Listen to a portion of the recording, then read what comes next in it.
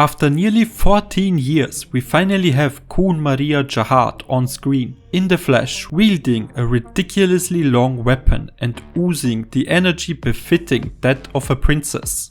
The driving force behind Khun Aguero Agnis' entire existence has finally been revealed. But before I get into that, let's break down the entire chapter. The chapter opens with the announcement. Lopobia Tromarai, one of the heads of the 10 great families, is dead. Yep, the family head, who has ruled for over thousands of years, caused untold suffering and made loneliness his entire personality. And with his death, the war between the Lopobia and the Popidao families is officially over. Of course, not everyone is thrilled. We see the Lopobia twins, their mother and Lobadon, mourning his death. We also see Popidao Mata, who is carrying a live Hugo. Surprise surprise, Hugo is alive, which I will humbly say I called. I knew she found some ridiculous way to survive the explosion of the Shinwon U-ship. Some Lopobia soldiers want to avenge their leader, but Lobadon shuts that down real quick. He reminds them that this was a sacred game sanctioned by the administrator, and if they break the rules, they will bring ruin to what is left of their family. On the Popidao side, Proust orders their troops to stand down as well, but internally he is already shifting into detective mode, because while one war might be over, another has just begun. The war to find the traitors who were helping the revolutionaries within their own family. Then we check in with Jurek Magino, who honestly just had the worst day ever. He sighs to himself, realizing he completely failed everything Yuri and Baekryun asked him to do. Catch the revolutionaries? Nope. Stop Laslek and Baam from escaping? Not even close. Prevent the family head from dying? Definitely not. Honestly, someone get this man a nap and a juice box, because he needs to reset his whole day at this point. Back at the room of the Great Encounter, Lobadon requests permission to take Tromarai's body and pay his final respects. Gustin grants his wish. He tells Lobadon to honor Tromarai as a father, not just as a ruler.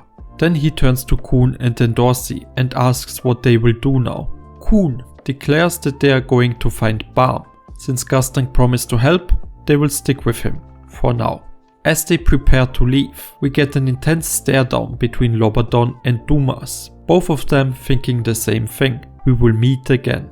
Meanwhile, aboard the fuck ship, Jinsung-ha and Garnak are trying to wrap their heads around Laslek's baffling decision to leave before witnessing the death of a family head.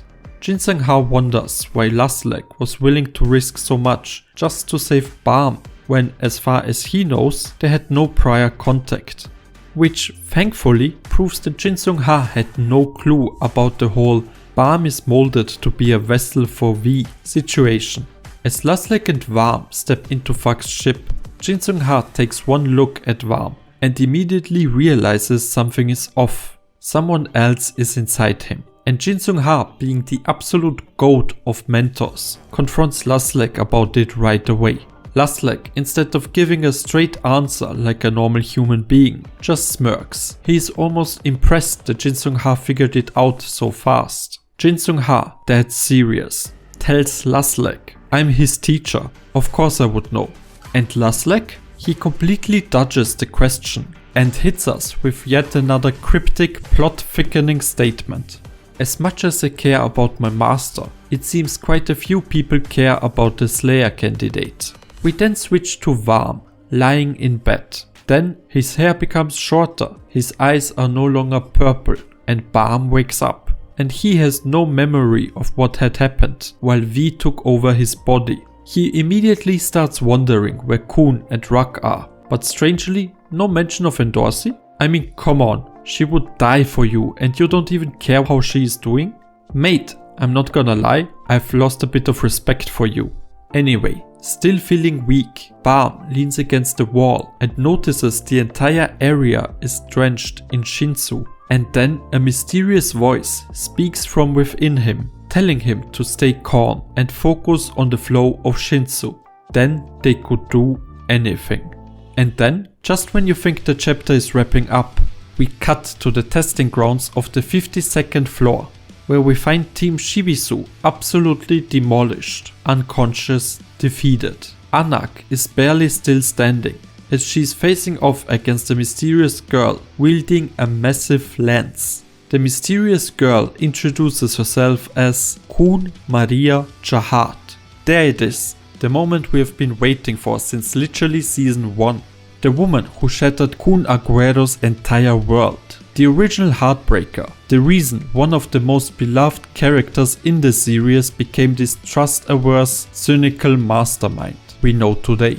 And now she's finally here. Coon Maria Zahard has entered the stage and just wiped the floor with an entire team like it was nothing.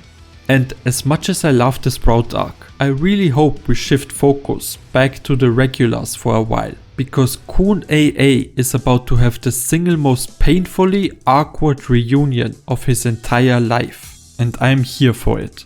Maria was the defining figure in his life, the reason for his ambition, his resentment, his trust issues. This reveal is huge, and I can't wait to see how SAU plays out their inevitable confrontation.